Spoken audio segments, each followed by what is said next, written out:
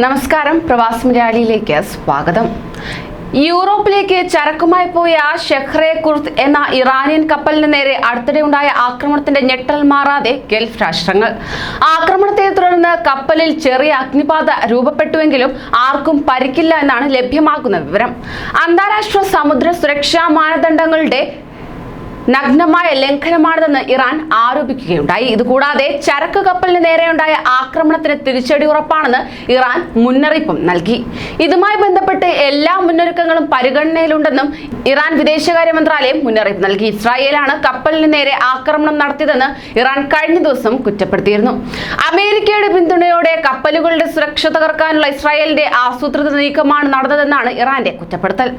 ആക്രമണത്തെ അവഗണിക്കാൻ പറ്റില്ലെന്നും തിരിച്ചടി ഉറപ്പാണെന്നും ഇറാൻ വ്യക്തമാക്കിയതോടെ സമുദ്രമേഖലയിൽ സംഘർഷത്തിന് വ്യാപ്തി കൂടുകയാണ്. 2 ആഴ്ച മുമ്പ് ഹെലിയോസ് എന്ന ഇസ്രായേൽ ചരക്ക് കപ്പൽ ഒമാൻ കടലിൽ ആക്രമണത്തിന് ഇരയായിരുന്നു. ഇതിന് പിന്നിൽ ഇറാനാണെന്നാണ് ഇസ്രായേൽ ആരോപണം ഉന്നയിച്ചത്. പോയ മാസം 3 ഇറാൻ ചരക്ക് കപ്പലുകൾ ചെങ്കടലിലും ആക്രമണത്തിന് ഇരയാക്കിയിരുന്നു. 1 ഡസനിലേറെ ഇറാൻ കപ്പലുകൾക്ക് നേരെ ഇസ്രായേൽ ആക്രമണം സ്ഥിരീകരിച്ച് US മാധ്യമമായ വാൾ സ്ട്രീറ്റ് ജേർണൽ പ്രസിദ്ധീകരിച്ച റിപ്പോർട്ട് വിവാദമായിരുന്നു. എന്നാൽ വാർത്ത നിഷേധിക്കാൻ ഇസ്രായേൽ ഇനിയും തയ്യാറായിട്ടില്ല. അതിനാൽ തന്നെ പശ്ചിമേഷ്യൻ സമുദ്രമേഖലയിൽ വീണ്ടും സംഘർഷ സാഹചര്യം രൂപപ്പെട്ടിരിക്കുകയാണ്.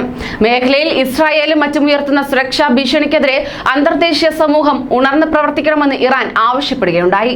ഇതുകൂടാതെ ഹൂതികൾക്ക് വൻതോതിൽ ആയുധങ്ങൾ എത്തിച്ചു കൊടുക്കുന്ന ഇറാൻ നടപടിക്കെതിരെ യമനും രംഗത്തെത്തിയിരുന്നു.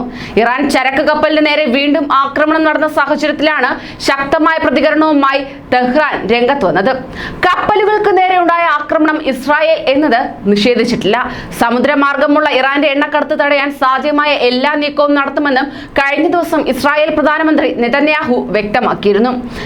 ഇസ്രായേലിന്റെ യുദ്ധക്കപ്പലുകളും 5 അന്തർവാഹിനികളും മെഡിറ്ററേനിയനിലും ചെങ്കടലിലും സജീവമാണ്. ഇതിനിടെ ഹൂതികൾക്ക് നവീനായുധങ്ങൾ സമുദ്രമാർഗം എത്തിച്ചു കൊടുക്കുന്ന ഇറാനെതിരെ കടുത്ത നടപടി വേണമെന്ന് യമൻ വാർത്താവിതരണ വകുപ്പ് മന്ത്രി മുഹമ്മൽ അൽ ഇറിയാനി ആവശ്യപ്പെട്ടു. ഇറാൻ ഉയർത്തുന്ന സുരക്ഷാ ഭീഷണിക്കെതിരെ സൗദി ഉൾപ്പെടെ ഗൾഫ് രാജ്യങ്ങളും രംഗത്തെത്തിയിരിക്കുകയാണ്. കൂടുതൽ പ്രവാസി വാർത്തകൾക്കായി ഈ ചാനൽ സബ്സ്ക്രൈബ് ചെയ്യൂ.